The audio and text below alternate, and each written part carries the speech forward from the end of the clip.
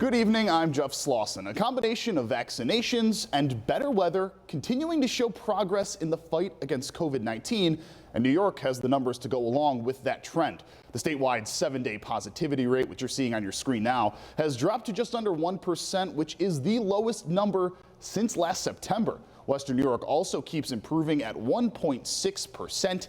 The Finger Lakes region, which includes Genesee, Wyoming, and Orleans counties, is still the highest in the state at just under 2.5%. We also want to point out that Cattaraugus County health officials are reporting zero new COVID-19 cases for yesterday. That is something we have not heard very much of over the last 14 months. Those declining numbers are the driving force behind a major step forward in getting our lives back on track. A huge step toward that is New York State dropping its mask mandate for those who are fully vaccinated. That went into effect today, making this the first weekend without a mask requirement since the pandemic began more than a year ago. This idea to protect unvaccinated children from COVID by still requiring masks is one that many businesses I spoke to this week have actually agreed with, whether it be grocery stores, salons, or bakeries. Those who are still requiring masks say they are doing so to protect the kids of their workers. And staying on the topic of vaccines, the vaccination rate keeps increasing, but it is at a snail's pace. Statewide, about 51.5% of the total population has received at least one dose of the vaccine. Roughly 43.5% are fully vaccinated. And this right here is a vaccination rate breakdown by county in Western New York. This is for people who have had at least one dose. Erie County leads the way at 53%. Allegheny County is the lowest at just over 33%. Governor Cuomo says more than 1 million Excelsior passes have been issued since the state launched the program back in March. The Excelsior Pass is now being used by venues, universities, stadiums, and businesses statewide as an acceptable digital form of proof that you've either been fully vaccinated or have had a negative COVID test. You'll need that proof to get into many summertime activities. Those can include sporting events and concerts. The Excelsior Pass is voluntary, and it's free to download on your computer or smartphone.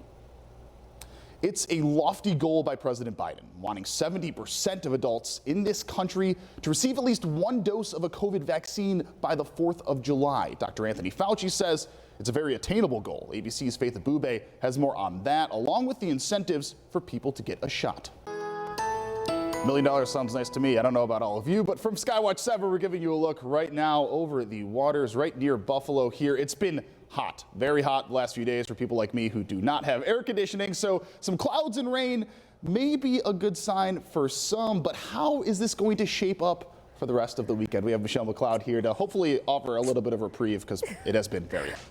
Michelle, thanks so much. A young man is hospitalized in stable condition tonight following a shooting in Buffalo's Schiller Park neighborhood. Police say that somebody shot a 22-year-old several times on Block Street just before 1 o'clock this morning. Someone ended up driving the victim to Erie County Medical Center in a private car. We still don't know who the victim is, and so far, police have yet to make any arrests. There is a delicate balance in the Middle East tonight, with Israel and Palestine agreeing to a ceasefire yesterday. And today, demonstrators took to the streets of downtown Buffalo to show their support for the Palestinian people. It's the Justice for Palestine rally, which began in Niagara Square, then made its way up to Allen Street and back down in front of Buffalo City Hall. The bloody conflict between Israel and the Palestinians claimed the lives of nearly 250 people in the Gaza Strip and about a dozen people in Israel. Up next, a suspected case of road rage that leaves a 6-year-old boy dead and police searching for a suspect. Plus, it's a softer side of the Bills defensive lineman Harrison Phillips and his mafia of young helpers. The story when 7 Eyewitness News continues.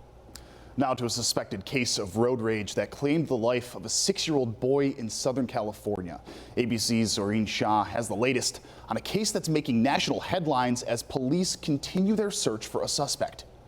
That story is just horrible. Prayers to their family and hoping they get justice very, very soon. A member of the Buffalo Bills is keeping busy helping local children during the offseason. Defensive lineman Harrison Phillips and members of his Playmakers organization, they spent the day cleaning up Bornhava playground on Chateau Terrace in Amherst. Bornhava is a special preschool that helps children with special needs from 5 local counties. That's just awesome. Harrison Phillips' Playmakers is an organization that promotes social inclusion and kindness with year-round sports programs and activities for kids with developmental differences and special needs.